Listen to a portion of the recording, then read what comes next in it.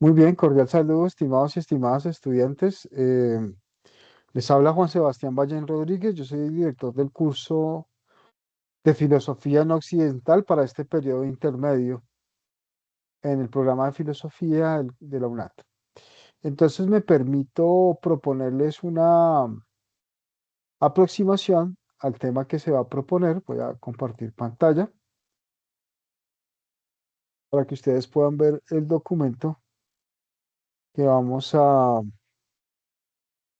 socializar en esta sesión. Eh,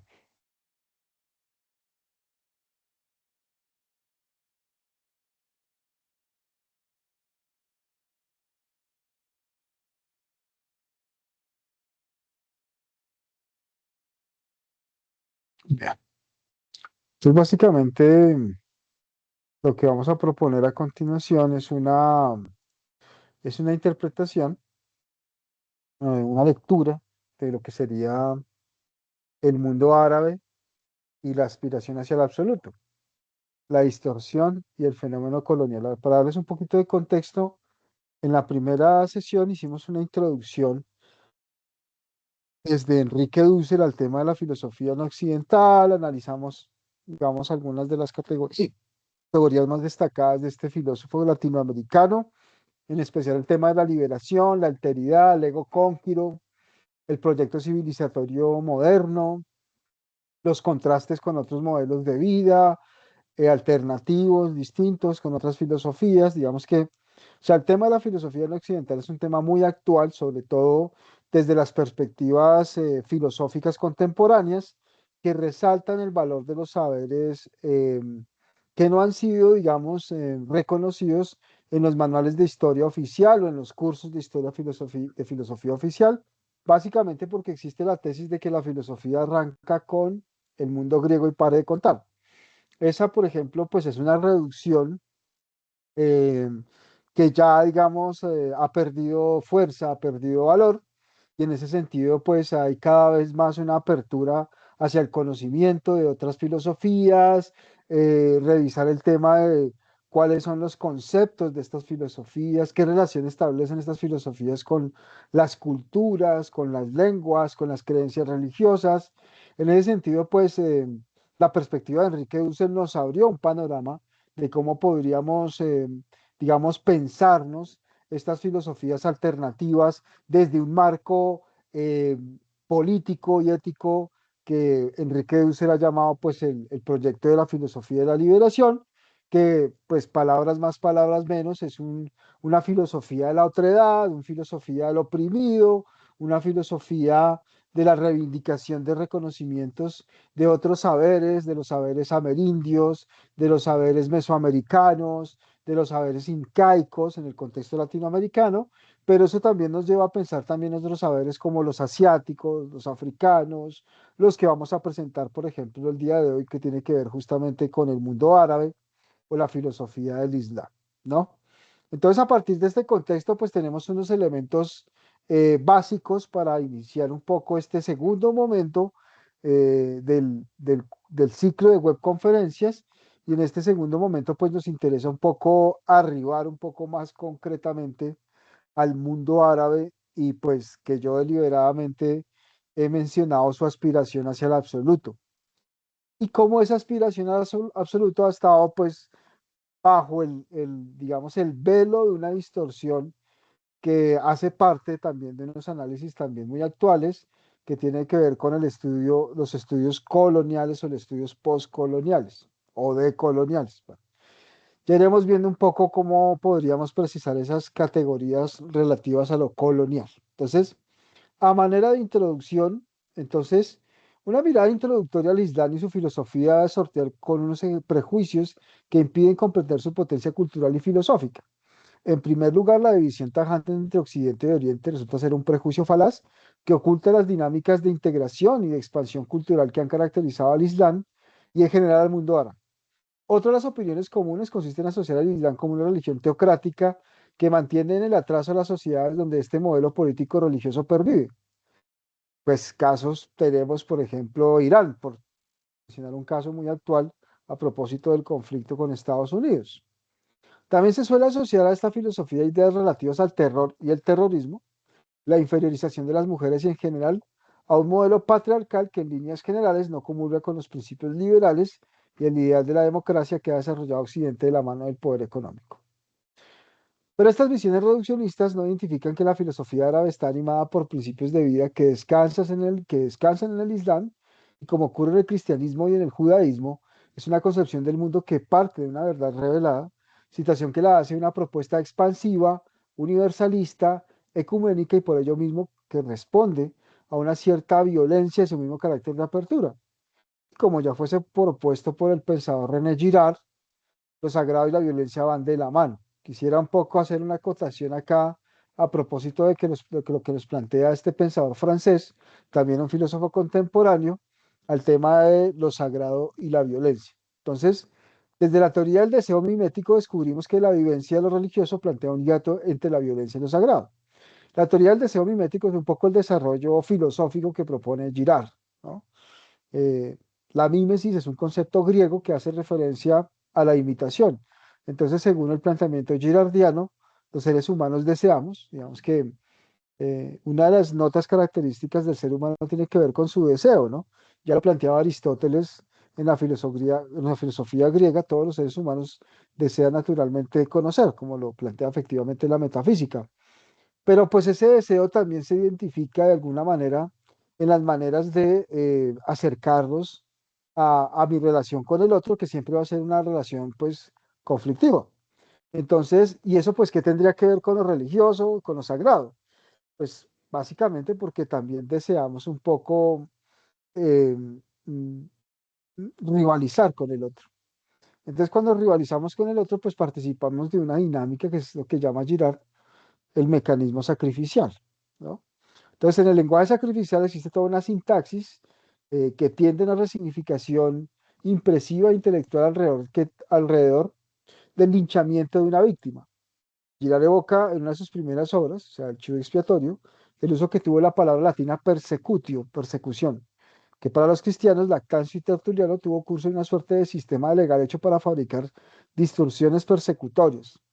Asimismo, la expresión la víctima es un chivo expiatorio, hace parte de la representación persecutoria que construye de manera automática la mayoría de las sociedades cuando se asiste a una suerte de mecanismo sacrificial y alguien se encuentra en la palestra del juicio público.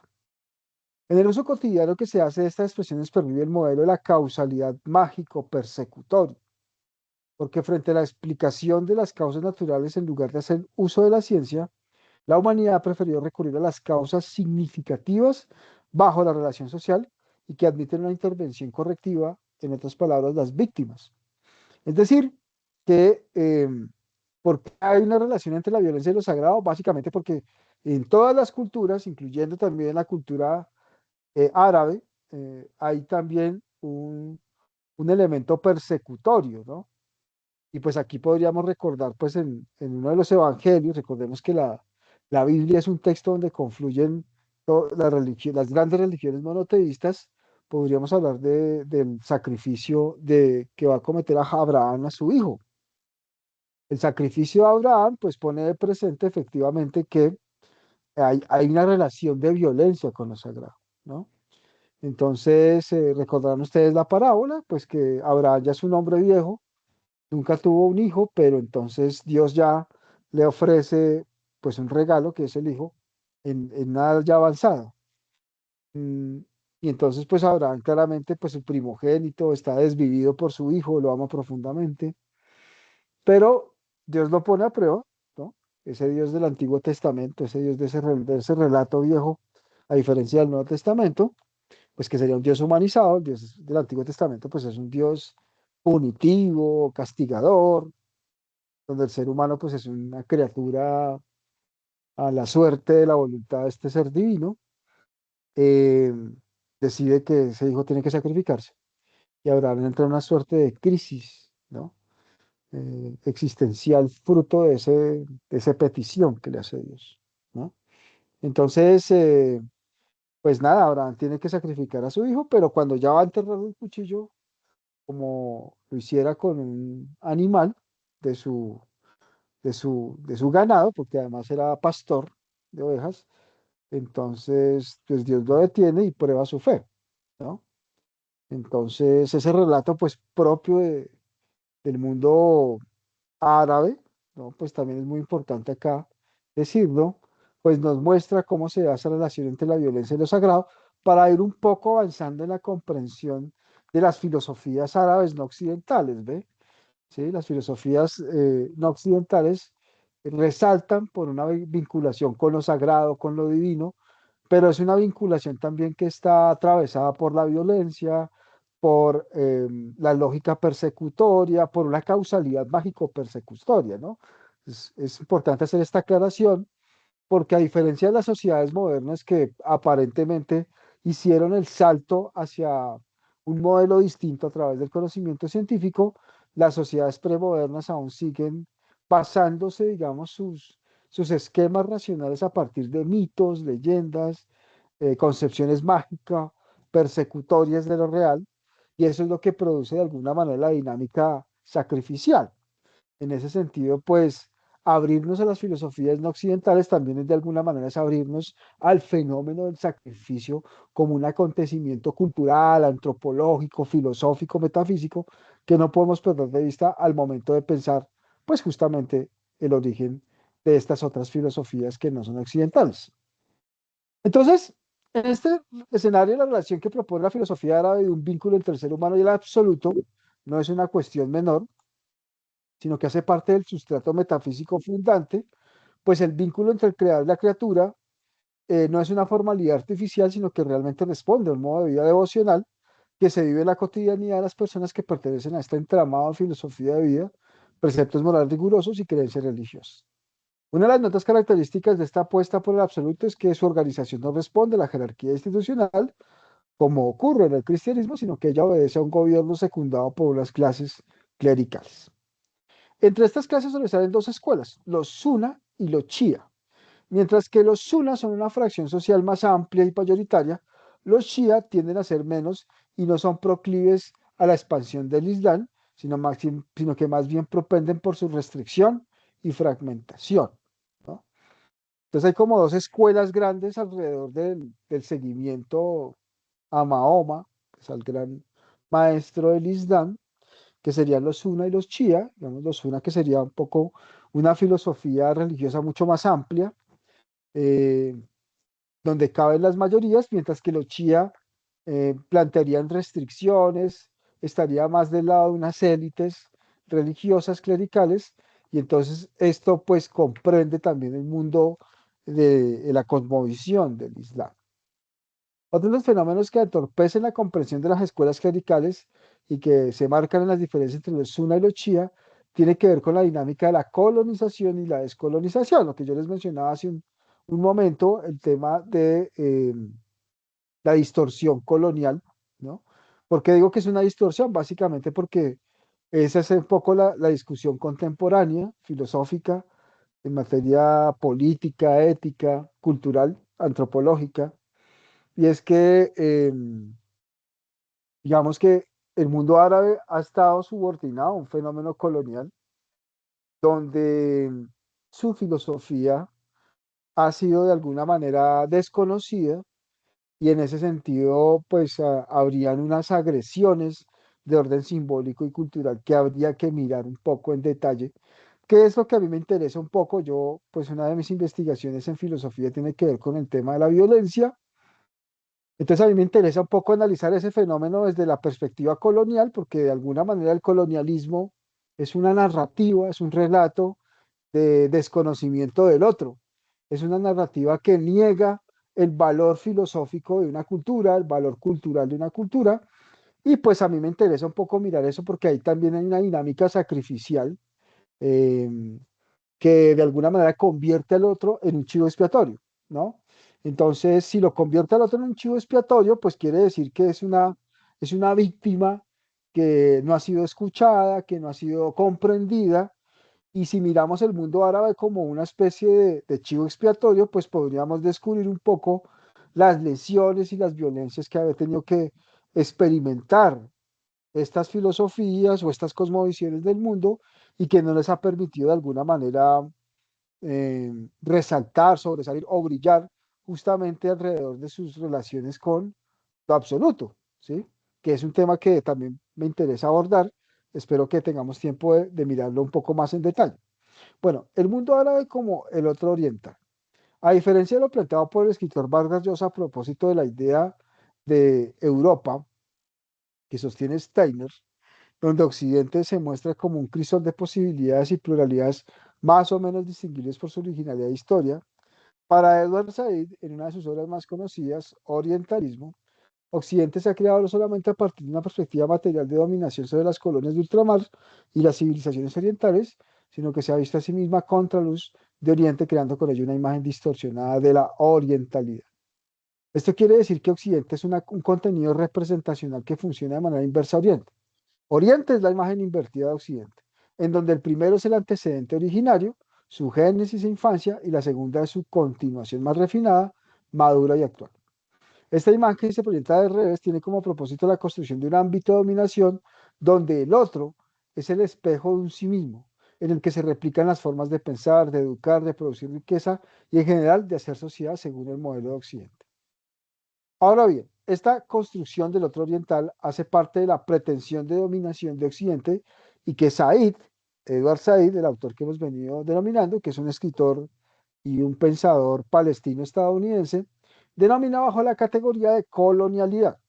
Santiago Castro Gómez, que es un filósofo colombiano, enfatiza en la lectura que hace Said sobre la estrategia de dominación que llevó a cabo Occidente en el siglo XIX y que consistió en la creación de cátedras de estudio en civilizaciones antiguas.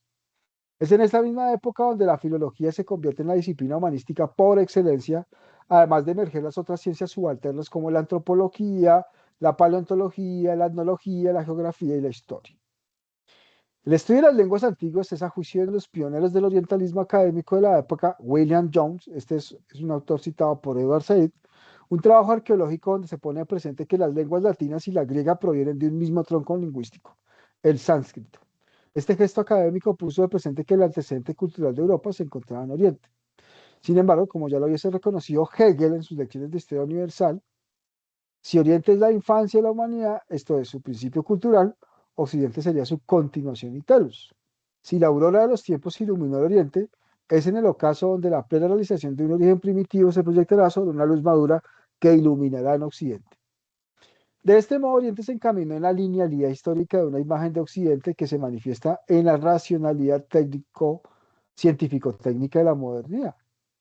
Esto también es una tesis que aparece en Santiago Castro Gómez, particular de una obra que se llama La Ibris del punto cero. El retorno a las civilizaciones antiguas no fue otra cosa que la actualización de un presente desconocido para Occidente y el cual le preparó el terreno para consolidar un proceso de humanización, incluyendo las tradiciones eh,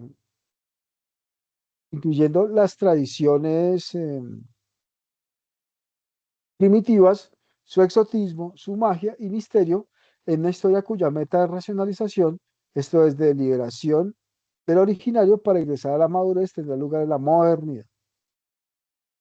Las ciencias humanas del siglo XIX nacen dentro del marco epistémico y en consecuencia geopolítico de la dominación colonial.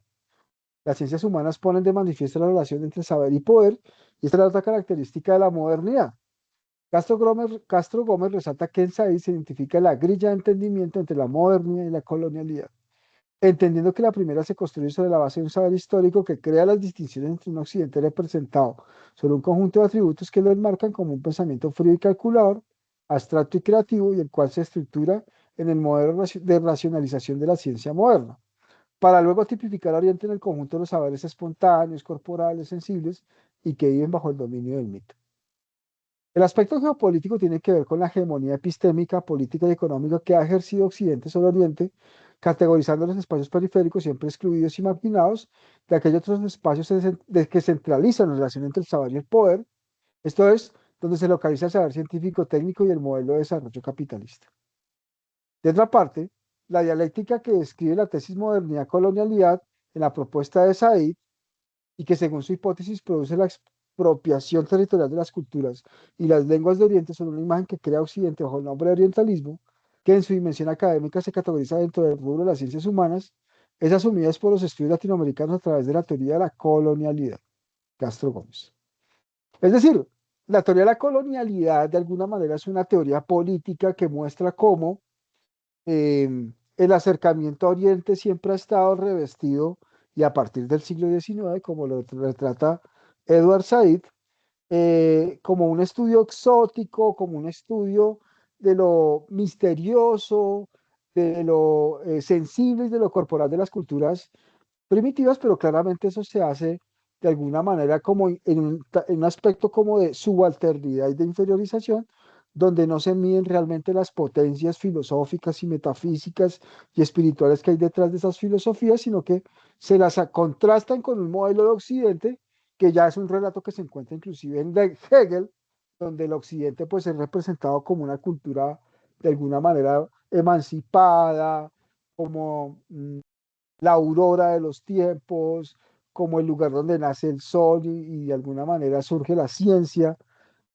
donde el mundo griego pues es la máxima representación de esa cultura. Entonces, ese es un poco el relato hegemónico, que es el que quiere de alguna manera criticar todo esto de la teoría colonial o la teoría de la colonialidad. Entonces, la modernidad en los territorios de Oriente, del Medio Oriente, del mundo árabe, se interpreta como una forma de desconocer el potencial de estas filosofías, ¿ve? Entonces, eso hace parte también de una dinámica de exclusión, de una dinámica de control, de convertir al otro en un subalterno, en un colono, y es justamente contra eso que los estudios culturales luchan en función de buscar o mostrar otras formas de representar el mundo filosófico oriental, en este caso el mundo árabe. Tercer punto, de la colonialidad del poder al imperialismo cultural de Occidente. 5 años después de la publicación de Orientalismo, Edward Said, motivado por las conexiones que en esta investigación se sugieren entre los conceptos de imperio y cultura, y producto de una serie de conferencias impartidas entre 1985 y 1986 en las universidades norteamericanas, canadienses e inglesas, el pensador palestino reunió una serie de estudios sobre la publicación de cultura e imperialismo. Viene otra obra muy importante para poder entender un poco más la crítica que propone Edward Said a los estudios humanísticos o culturales en el siglo XIX y pues también en parte del siglo XX. En esta obra se condensa la crítica de los modos de representación que han caracterizado a Occidente, modos que a juicio de Said se expresan en diversas formas, a través de una retórica soterrada, expresiones como el este misterioso, la mente africana o el tropicalismo latinoamericano. En los discursos filosóficos y antropológicos que proponen un único modelo de civilización, relatos que traerán beneficios materiales y un refinamiento cultural necesario para que los hombres primitivos dominados anteriormente por un estado premoderno de la barbarie alcancen la mayoría de edad. Es decir, para estas filosofías occidentales, el mundo árabe es un mundo de minoría de edad. A las políticas de seguridad estructuradas en un sistema de control social basado en el castigo, que llamarían al orden cada vez que ellos se comporten de manera inadecuada o no bajo los patrones que han moldeado las conductas de nosotros. Toda esta serie de construcciones discursivas y culturales que han caracterizado los procesos de colonización en los territorios como India, partes del lejano oriente, África, Australia y Caribe, son abordados por Said.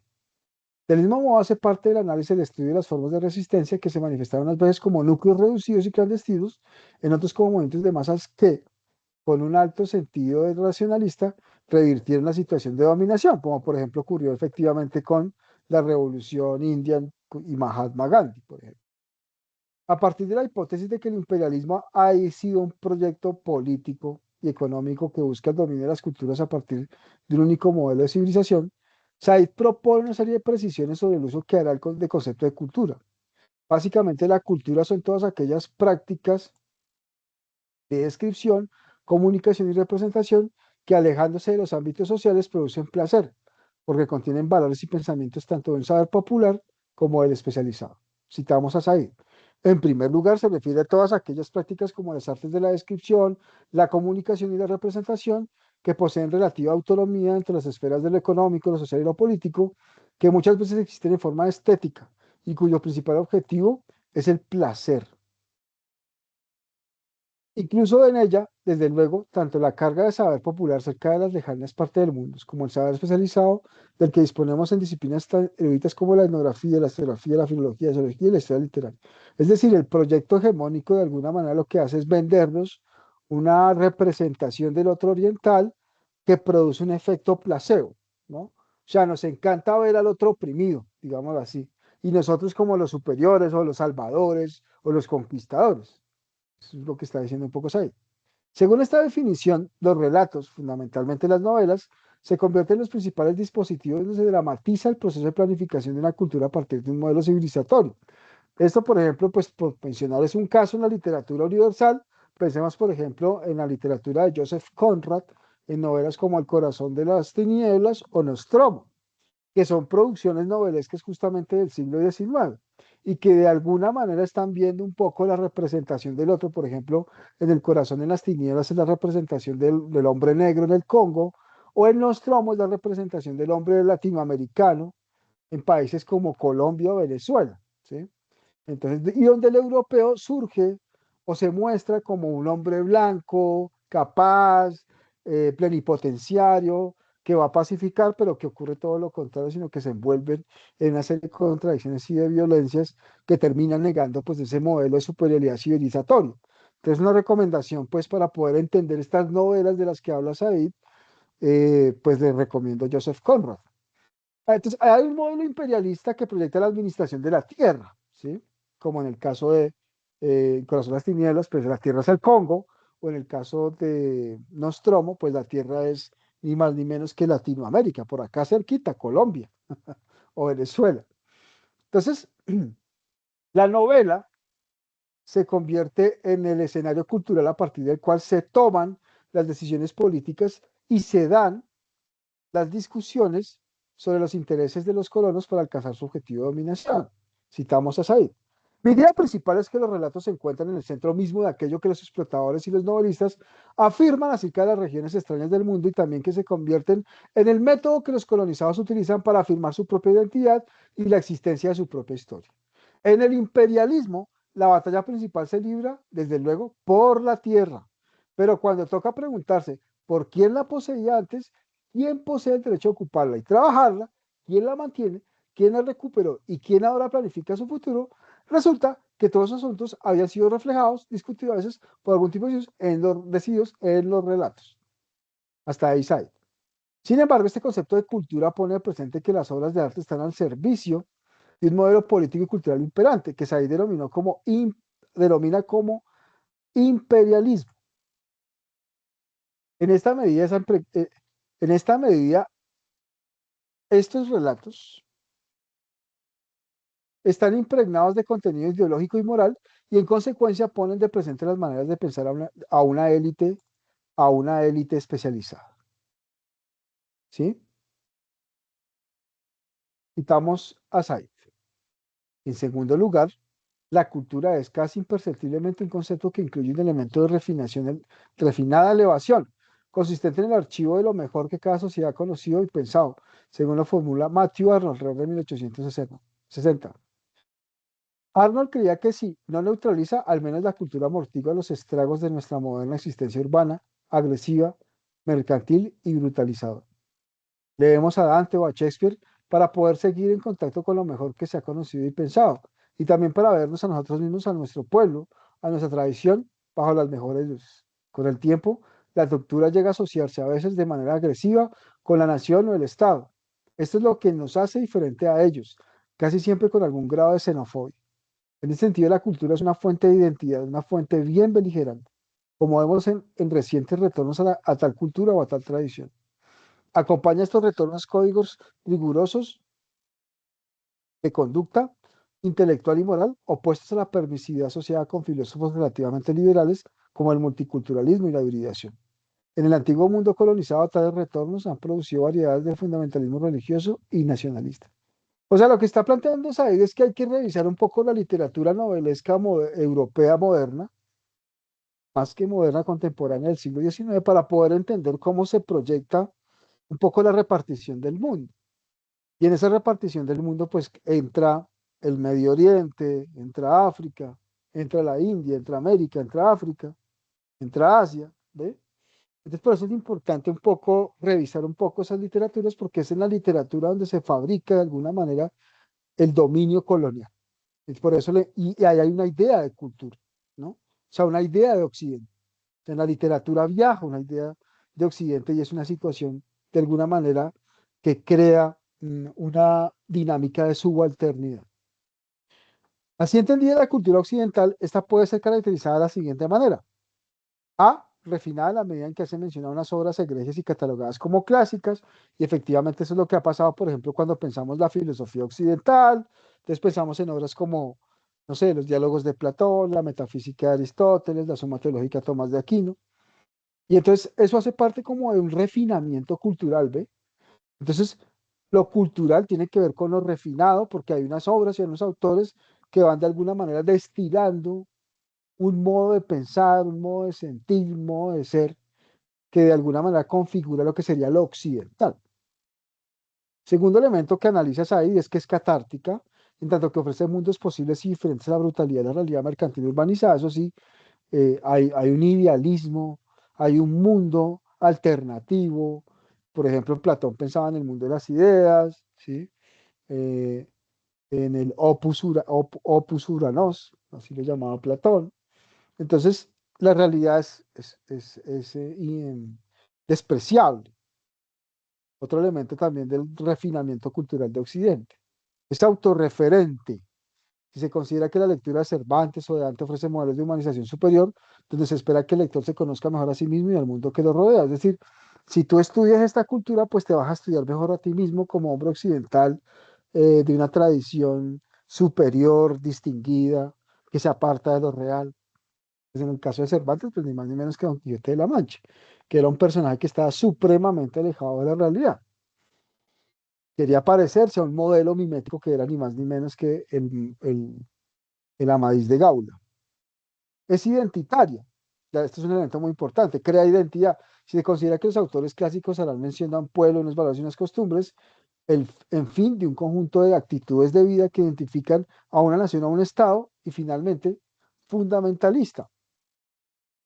Pues el retorno a los valores y los modos de vida tradicionales produce códigos de conducta intelectual y moral que se reflejarán en los movimientos ultrarreligiosos y nacionalistas.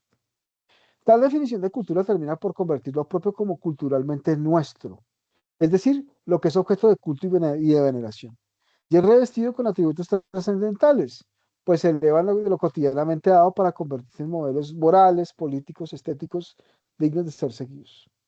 Las humanidades vistas como el conjunto de conocimientos históricos que actualizarán a las nuevas generaciones en las virtudes culturales de un pasado glorioso, terminan por valorar más las producciones poéticas y filosóficas, perdiendo de vista la esclavitud y la opresión colonialista que impera en la realidad social.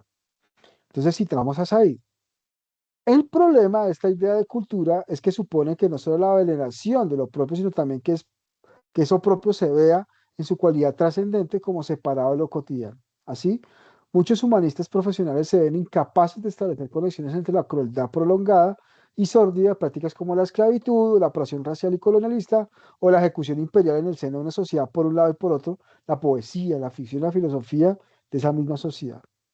Una difícil verdad que descubrí al trabajar este libro es cuán pocos de los artistas ingleses o franceses que admiro analizaban la noción de sujeto de raza inferior dominante entre los funcionarios que practicaban esas ideas como algo asumido de gobernar Argelia o en India. ¿Qué es lo que pasa, por ejemplo, en la literatura de Joseph Conrad? Que hay un desconocimiento también de la realidad humana del otro que es sometido, que es de alguna manera ninguneado, ¿no? Mientras que los profesionales en humanidades pierden de vista la dinámica histórica en las que el imperialismo ha producido las migraciones de poblaciones, la xenofobia, la apartheid, etcétera, otros relatos se están emitiendo desde las periferias excluidas y las poblaciones no reconocidas. En otras palabras, el humanista tendrá que poner sus ojos en la experiencia cruzada de orientales y occidentales. Citamos a Said. Desde la época de Conrad A. Dickens, el mundo se ha transformado que muchas veces han sorprendido y alarmado a los europeos y a los norteamericanos metropolitanos, que ahora se enfrentan con vastas poblaciones no europeas que en su propio medio y con impresionante desfile de nuevas y potentes voces que exigen que sus relatos sean escuchados. Se está refiriendo a los migrantes ahí. La tesis de mi libro es que esas poblaciones, esas voces hacen tiempo que están allí, gracias al proceso globalizador puesto en movimiento por el imperialismo moderno. Perderemos de vista lo esencial acerca del mundo en las últimas centurias si desdeñamos o no tomamos en cuenta las experiencias cruzadas de orientales y occidentales y la interpretación de los terrenos culturales en los cuales el colonizador y el colonizado coexisten y luchan unos con otros a través de sus proyecciones, sus geografías rivales, sus relatos y sus historias. Es decir, que nos toca leer literatura de migrantes para poder entender un poco, digamos, los desconocimientos que ha tenido esa cultura occidental que es refinada, que es idealista, que es autorreferente, que es estéticamente superior y que ha desconocido pues otras formas de relatar el mundo, de narrar el mundo. Entonces, para concluir, podemos decir que en Cultura de Imperialismo, Edward Said propone hacer un análisis de la coexistencia que hay entre relatos de las poblaciones no reconocidas. En ese sentido, habría que profundizar más en esta obra con los proyectos colonialistas que hacen camino en el proceso globalizador y sitio el imperialismo moderno. El espacio de tiempo trazado en este estudio comprende los acontecimientos ocurridos en Occidente finalizado el proceso histórico de Guerra Fría, emergiendo Estados Unidos como última superpotencia. Más profundamente, este es un libro acerca de lo pasado y del presente. Citamos a Said acerca de nosotros y de ellos. Según cómo lo veas, pues vean las partes implicadas que son varias y habitualmente están separadas. Su momento histórico, para decirlo de algún modo, es el periodo posterior al fin de la Guerra Fría, cuando Estados Unidos emerge como última superpotencia. A juicio de Said, una de las constantes de todo proceso colonizador que asume un imperio es la negación sistemática de que las culturas, más que ser colonias al servicio de una sola estructura económica monolítica, son formas de vida ontológicamente diferentes, híbridas y heterogéneas. Las amenazas del antiamericanismo latente en el mundo árabe moderno responden sintomáticamente a esta pretensión imperialista unidimensional. Claramente, entonces, si no se advierten que existen esos otros relatos, pues caemos un poco en la supremacía blanca, en, en el proamericanismo, América para los americanos, la doctrina Monroe, etcétera, etcétera. El nacionalismo sembrado a ambos lados del océano con el cultivo que alimenta los odios comunes y las xenofobias culturales. Para salir los espacios utópicos y reflexivos que propician las universidades permitirán reflejar los problemas vitales que experimentan las poblaciones segregadas, como también los vicios académicos que han caracterizado en Occidente las maneras de representar y comunicar el saber. Citamos a Said. En parte, a causa de la existencia de los imperios, todas las culturas están en relación unas con otras. Ninguna es única y pura. Todas son híbridas, heterogéneas, extraordinariamente diferenciadas y no monolíticas, lo cual, según creo, es verdad tanto en los Estados Unidos de hoy como en el mundo árabe moderno. En ambas sociedades se han tenido igualmente los peligros del antiamericanismo y las amenazas con el arabismo.